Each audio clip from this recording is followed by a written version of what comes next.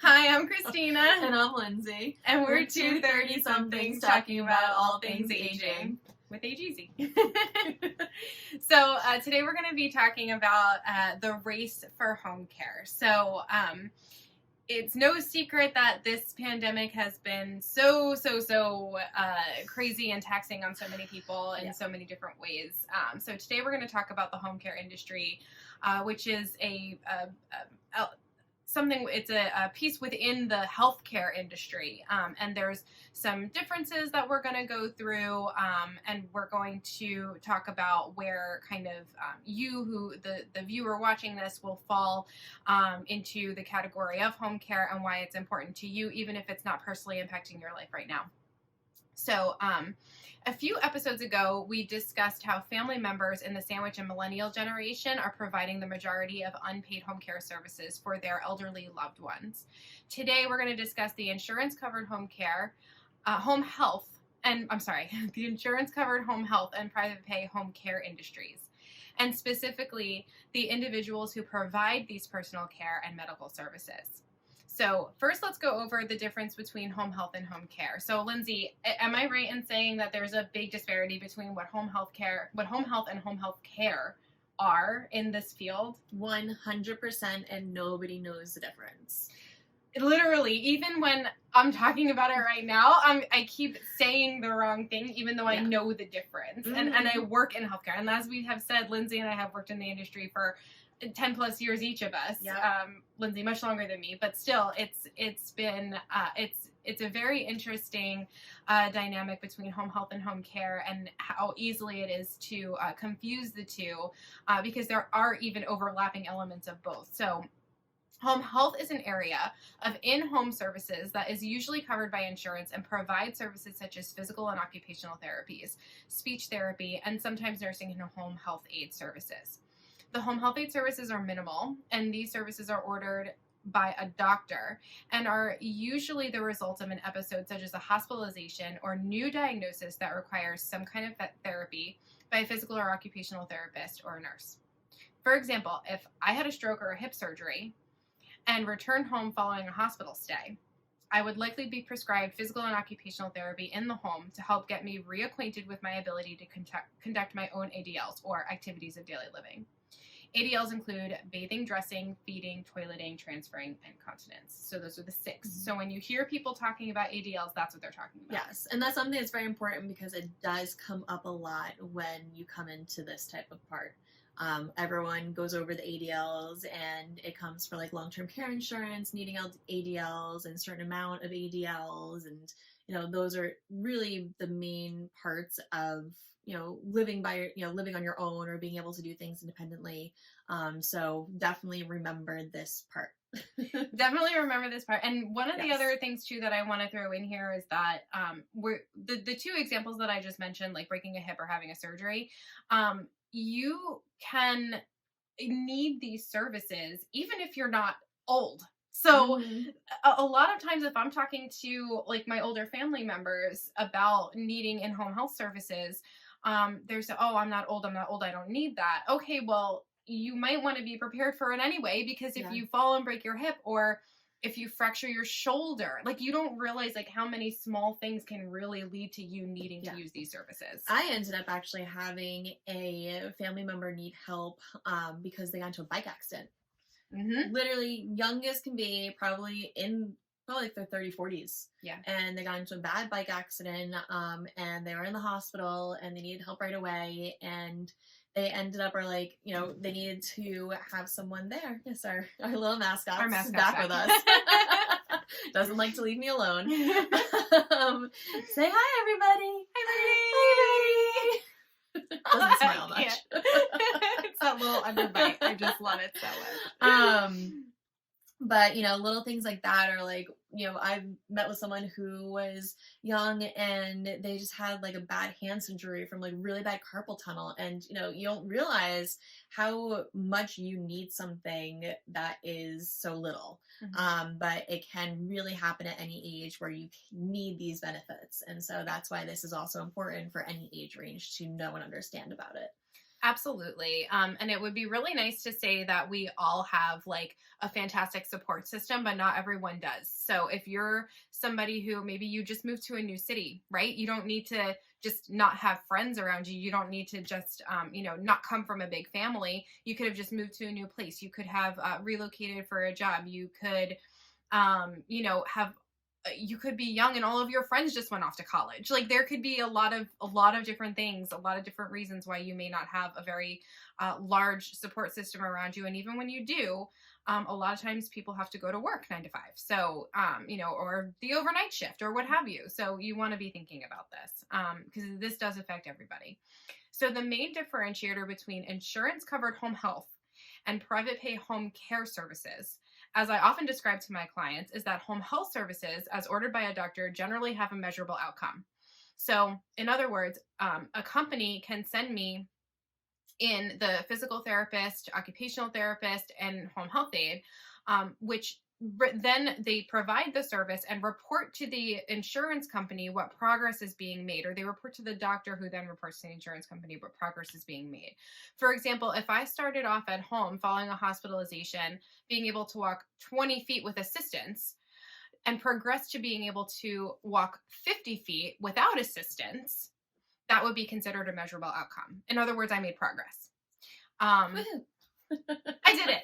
So with insurance covering these services in the home, they generally only cover a couple of hours of days for a few days a week, depending on what the doctor and insurance deem are necessary. And it's kind of a shame that insurance has so much say in what we're able to get.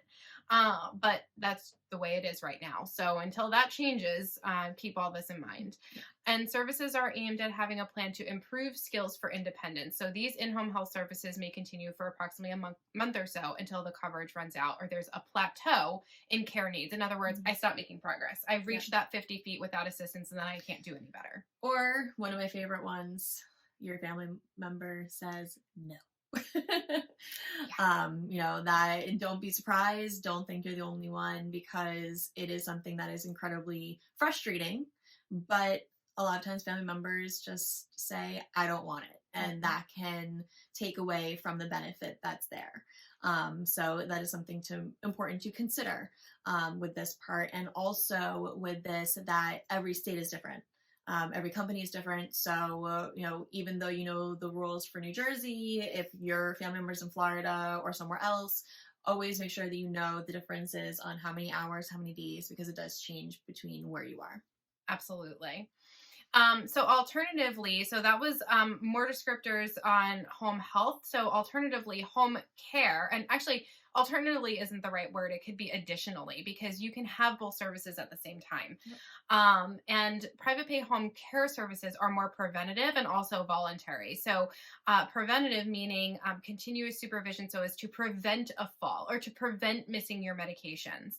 And are often in place at the same time as the home health services. So in other words, home care is based on what the client and family, and also with the doctor involvement as well, or hospital or social worker recommendation, what you determine is needed.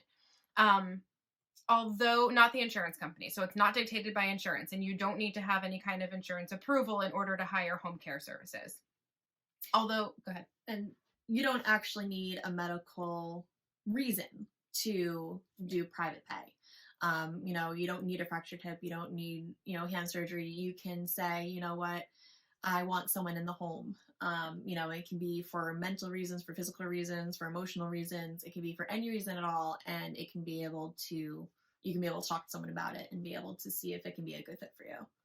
Absolutely. I mean, I can't tell you how many calls have you gotten, even just, I need someone who's going to be a companion and go be a live-in with mom or dad because their spouse just passed away. Yep. And they were really the primary caregiver. They're the one who made sure that mom ate. They're the one who made sure that mom took her meds. They're the ones who would take mom out and to different places. And so that's something that, we do see pretty often. Yeah. And, as Lindsay has said, it's not always because of a medical need. It could be because of, just some of the other smaller things in life that, it's important.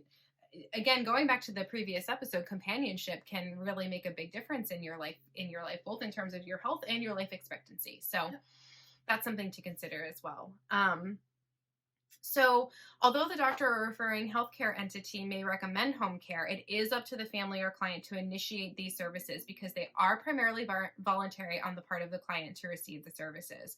And when I say primarily voluntary, sometimes they are necessary in order to have a safe discharge from a hospital or a nursing home or a skilled nursing facility. So that is something to consider, but outside of those circumstances, they are voluntary. They are not covered by Medicare or private insurance. Long-term care insurance can be applied, but that's for a whole other episode. So put a pin in that. We'll get back to it. There's no limit to how long these services can be in place. So most home care companies will provide anywhere from 3 or 4 to 24 hours a day. The certified home health aides, also known as CHHAs or HHAs, sometimes referred to as CHAs, you'll hear that too, provide the personal care services known as activities of daily living, as we mentioned earlier. Big word, big word. Stars. Yeah. We said it. ADLs. We're just going to have to edit this and put stars all over the screen every time, and a special sound effect. We're going to have a Okay, and they can also help with what are called IADLs, or instrumental activities of daily living. These include laundry, linens, meal prep, and light housekeeping. Instrumental activities of daily living are things that you do every day to take care of yourself at home. They are one way to measure how well you can live on your own, while activities of daily living, ADLs, ding, ding, ding, ding, ding, are basic self-care tasks like bathing. IADLs require more complex planning and thinking. All right. But I will say that the IADLs, and even, you don't realize how important they are. When someone says, "Oh, I need help," you think for a couple hours a day, get someone that needs, minimal assistance, and that's it. But it's, obviously sort of like TMI when it comes to someone's daily living, but you don't know when you have to get up and use the restroom, or you don't know how quickly you're going to run out of your laundry. Sometimes, but you need to sort of realize that there's so many different intricate tasks that get done throughout 24 hours that really need to be taken into consideration when talking about, home health or private as well. And like how sometimes you'll hear that you are the most likely to have an accident when you're very close to your home if you're driving. It's because you're familiar with the area, you're familiar with the location, you feel comfortable, you kind of have let your guard down. It's the same with a lot of these things. A lot of times we'll get calls from someone who I just had a fall just while doing the everyday thing of walking to the bathroom, or making my breakfast, or getting the mail, opening the fridge. Yeah, we've gotten that one. Open the fridge. Literally anything. So you want to be making sure you're paying extra care and attention. And if you see any signs in somebody that these daily tasks are impaired in any way, you do want to think about how to approach that with them. Okay. So now that we've determined the differentiators between home health and home care, let's talk about who makes up the workforce.